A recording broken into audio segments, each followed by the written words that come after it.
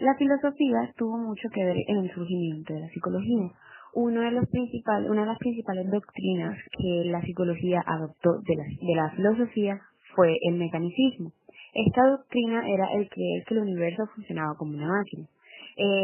Esta doctrina, según la cual la comprendida o explicada apelando exclusivamente a dos principios, los cuales eran la materia y el movimiento local.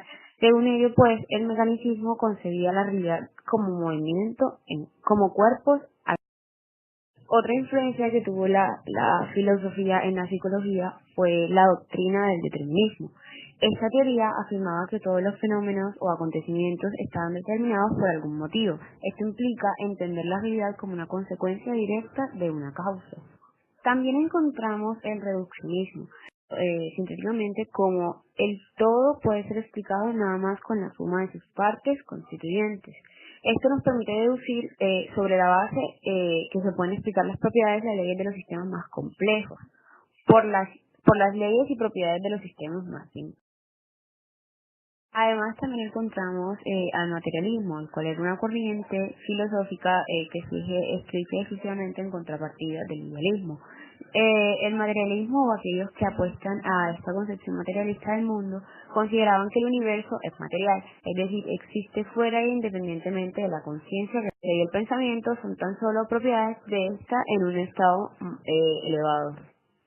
También encontramos al empirismo, el cual era esta doctrina se presentaba frente al racionalismo. Esto afirmaba que cualquier tipo de conocimiento procede únicamente de la experiencia, ya sea experiencia interna, esta era su única base. Y por último encontramos el asociacionismo, esta teoría psicológica según el cual hablaba de que cualquier fenómeno psicológico o mental derivaba de una asociación. Aparte de la filosofía, la fisiología también tuvo un papel muy importante en la psicología. Primero hablaremos del reverendo Neville Maskelyne y la importancia del humano observador. Neville Maskelyne era el quinto astrónomo real de Inglaterra. Trabajaba con un asistente de las estrellas a través de telescopios del observatorio de Greenwich. Él siempre tenía diferencias de 0,1 segundo en sus observaciones. Pero en 1796, Maskelyne encontró una diferencia de 0,5 segundos y le llamó severamente la atención. Cuando su asistente intentó corregir ese error, la hizo 0,5 segundos a 0,8 segundos, lo que motivó a Maskelyne a despedir a su asistente, porque consideró que sus errores continuos habían alcanzado un nivel insolable y ciertamente preocupante, ya que los datos equivocados afectarían los resultados de sus cálculos y por ende de sus investigaciones. Después, un astrónomo alemán llamado Friedrich Bessel revisó los cálculos de Maskelyne y de sus asistentes de forma sistemática y encontró que no había error en los cálculos ni del uno ni del otro. Los astrónomos habían llegado a la conclusión de que las diferencias no estaban en los cálculos, sino en las personas, es decir, que los tiempos de reacción del telescopio hacían la diferencia y sus cálculos se basaban en sus observaciones, entonces sus resultados serían igualmente diferentes. Él empezó a realizar cálculos para generar una constante que le permitiera reducir la diferencia en los tiempos de reacción. Como resultado de sus mediciones, creó la ecuación personal, que lo ayudó a reducir los errores interobservadores. Los estudios en la fisiología claramente influyeron en la psicología moderna, debido a que esto permitió una correlación entre el cuerpo y la mente, es decir, el funcionamiento cerebral y los procesos mentales. Algunas de las razones por las cuales los desarrollos de fisiología aportaron a la psicología moderna son los procesos de estripación y esto permitió hacer las primeras correlaciones de partes específicas del cerebro y su respuesta en el comportamiento y también su efecto en la motricidad. También encontramos los descubrimientos en el funcionamiento del sistema nervioso. Este estudio de este sistema es importantísimo para conocer el funcionamiento del encéfalo con aportes de Galvani, quien dijo que los impulsos nerviosos son eléctricos, y los de Ramón y Cajal, quien descubrió la dirección en la que viajan los impulsos nerviosos. Y por último encontramos el surgimiento de la psicología experimental en Alemania. Gracias a los estudios en fisiología que pudieron ser aplicados, tenemos el caso de von Hertzmann, quien hizo aportes en el estudio de la sensación y la percepción, quien también asumió que el cuerpo funcionaba como una máquina, debido al fuerte auge del mecanicismo en el El estructuralismo es una escuela psicológica que se enfoca en los elementos mentales. Surge a finales del siglo XIX. Propone que se debe dar mayor importancia a las unidades básicas de la experiencia y a las combinaciones que ésta pueda presentar. Wilhelm Wundt es uno de los autores más importantes en la psicología, tanto así que se lo considera como padre de la psicología moderna, debido a que este fue quien fundó el primer laboratorio, también lanzó la primera revista psicológica, también empezó la psicología experimental, entre otros aportes. Sin embargo, este autor no se lo considera como fundador del estructuralismo, aunque fue un autor muy influyente en la consolidación de dicha escuela. Algo que difería con respecto al estructuralismo es que él creía que la mente tenía el poder para organizar voluntariamente los elementos mentales, algo que los estructuralistas no aceptaron o no tuvieron en cuenta a la hora de fundar esta escuela. Edward Tishner, discípulo de Wundt, es considerado el fundador del estructuralismo. Al igual que Wundt, cree que el enfoque de la psicología debe estar dirigido a descubrir la naturaleza de las experiencias conscientes elementales y su relación. Este autor se enfoca en los elementos mentales y cree que estos están unidos mecánicamente mediante asociación. Su interés es reducir los procesos conscientes a sus elementos más simples. Como dije anteriormente, para el estructuralismo, el objetivo de la psicología es el estudio de la experiencia consciente.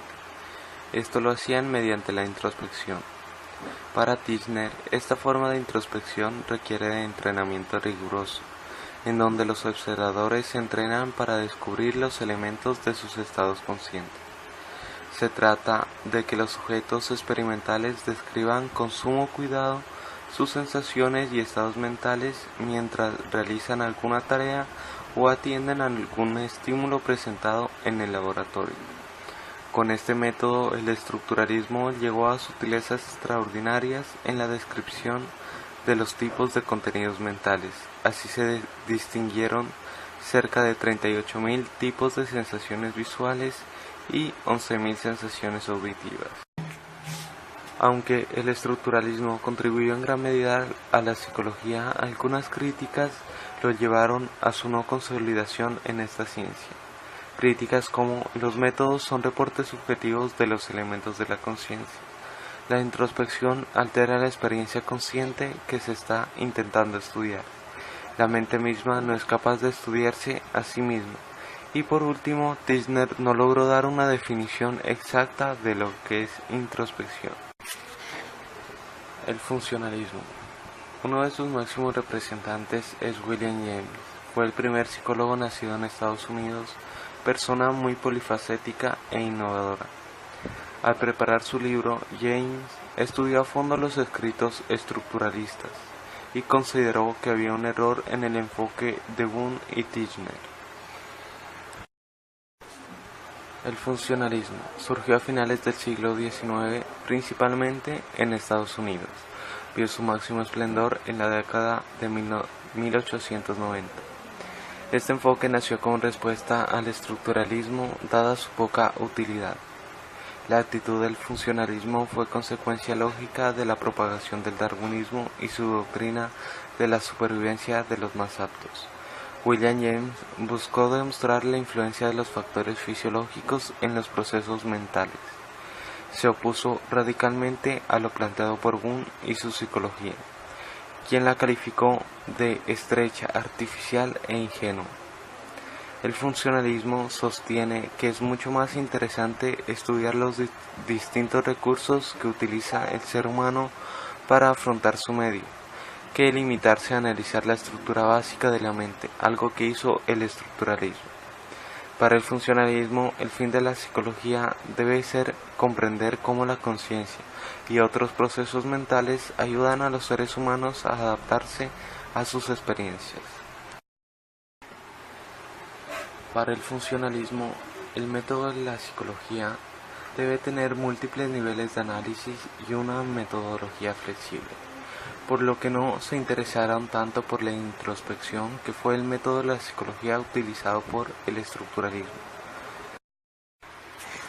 Como dije anteriormente, el objetivo del funcionalismo es investigar cómo un organismo se vale de sus capacidades perceptuales para funcionar en su medio, y dado que el aprendizaje es uno de los procesos psicológicos de cara a la adaptación, el objetivo principal de estas investigaciones van a estar dirigidas hacia estos procesos.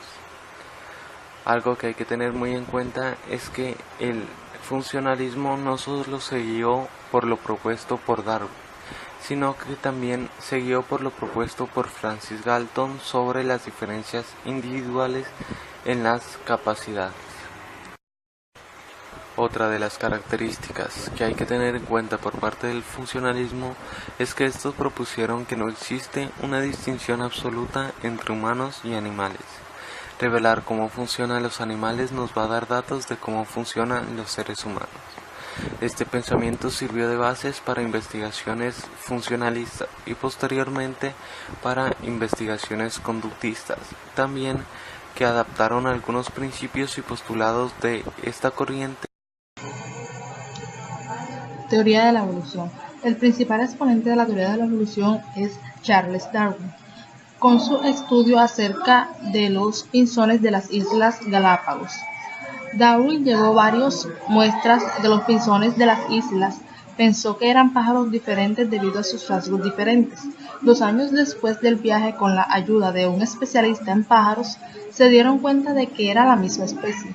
Empezó a concluir que habían desarrollado de manera distinta según la comida disponible para poder sobrevivir. Por ejemplo, los pájaros con el pico corto y duro comían frutos secos. Los pájaros con el pico largo comían insectos. Darwin empezó a razonar cada uno de los cambios en función de su ambiente para poder vivir. Como conclusión acerca de este estudio, Darwin afirmó que las 13 especies de pinzones de las Islas Galápagos muy probablemente se originaban de una sola especie, que colonizó las islas y que provino de Sudamérica. Cuando uno o varios miembros de una especie llegan a un ambiente nuevo, pueden desarrollar ciertos comportamientos de adaptación a las nuevas condiciones, y las formas de los picos de estas aves adaptadas a diferentes tipos de alimentos son pruebas de esa adaptación.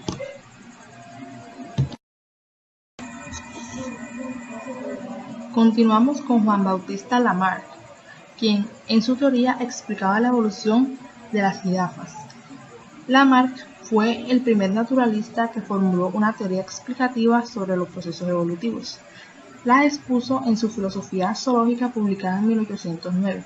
Su tesis fundamental es la transmisión de los caracteres adquiridos como origen de la evolución, es decir, que las características que un individuo adquiere en su interacción con el medio se transmiten después a su descendencia.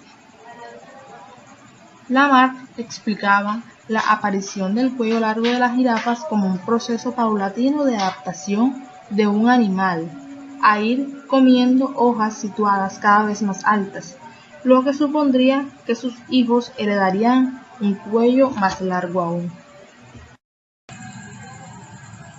Una explicación más clara de esta teoría es la siguiente. Las jirafas viven en la sabana, alimentándose de las hojas de los árboles. En época de sequía, las hojas escasean.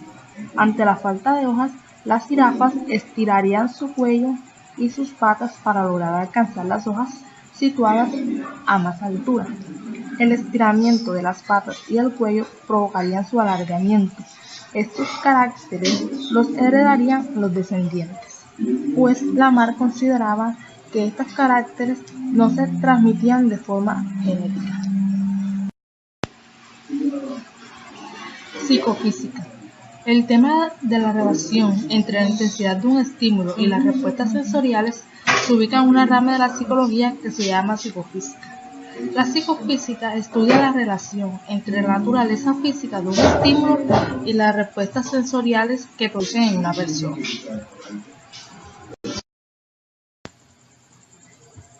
Como ejemplo de la psicofísica, consideremos que si tenemos en la mano un saco de 1 kilo de azúcar y añadimos medio kilo, percibiremos inmediatamente la diferencia de peso. Si por el contrario tomamos un saco de 10 kilos y añadimos la misma diferencia de peso de medio kilo, casi no percibiremos el aumento.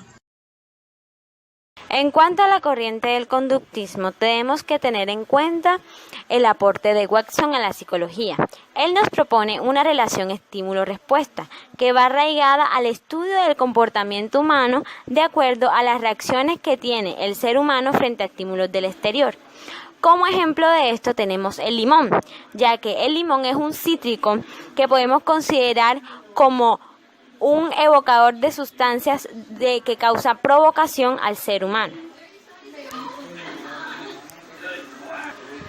Pero este estudio del comportamiento humano y sus reacciones frente a los estímulos no queda aquí. Siguiendo con la corriente del conductismo tenemos a Skinner. Skinner propone una doctrina un poco diferente a la de Watson. Él necesita de una acción evocada por el sujeto para recibir un reforzador, y este reforzador es el que se va a encargar de que la conducta se aumente o se disminuya. Skinner utiliza los reforzadores positivos, negativos y el castigo. Un ejemplo de esto tenemos al momento de educar a los perros. A los perros se les educa para que realicen ciertas acciones, pero para esto se necesita una motivación. Su motivación puede ser la comida o algún objeto que le parezca atractivo. Si el perro ejecuta la acción que su dueño le está diciendo, él le va a entregar un reforzador, que en este caso puede ser cualquiera de los antes mencionados. Más adelante en el neoconductismo tendemos a Bandura.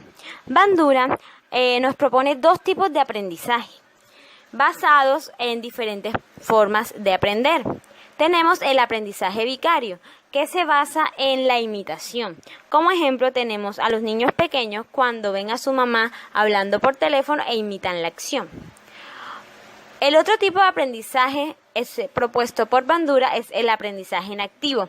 Es el aprendizaje por el cual se aprende haciendo o desarrollando la acción. En este caso, cuando los niños se encuentran con bloques para construcción. De esta forma, ellos, al hacer la acción, aprenden y pueden llevar a cabo lo que quieren realizar. En cuanto a la psicología de la Gestalt, debemos tener en cuenta que su aporte a la psicología es muy importante debido a que ésta nos ha mostrado los patrones visuales de percepción que puede tener el ser humano. En cuanto a esto, podemos ver de que la psicología de la Gestalt proponía de que el ser humano es capaz de ver las partes en un todo y era capaz de percibir un conjunto de partes como un todo concreto. Un ejemplo de esto son las imágenes en las que se muestran objetos de diferentes formas y puede sacar una o varias figuras del mismo.